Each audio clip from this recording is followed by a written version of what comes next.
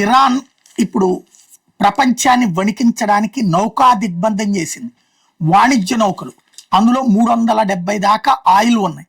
టోటల్గా 780 వివిధ సరుకులు ఇవన్నీ రవాణా చేసేటటువంటి నౌకలు. అవన్నీ ప్రస్తుతం హార్ముజ్ జలసంధి నుంచి క్రాస్ అవ్వాలి. మొత్తాన్ని స్ట్రక్ చేసింది. ముందుకొస్తే పేల్చేస్తామని హెచ్చరికలు జారీ చేస్తుంది.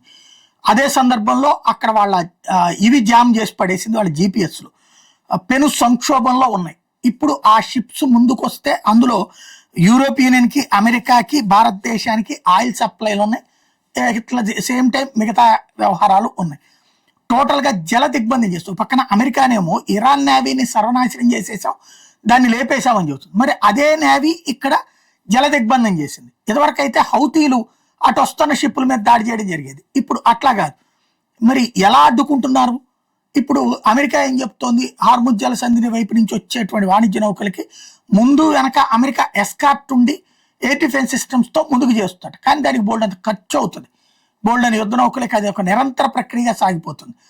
ఇరాన్ చేస్తున్నటువంటి బెదిరింపులతో ఎక్కడ షిప్స్ అక్కడ స్ట్రక్ అయిపోయినటువంటి పరిస్థితి, దాంతో ఆర్థిక వ్యవస్థ అతలాకుతలం అవుతున్న పరిస్థితి.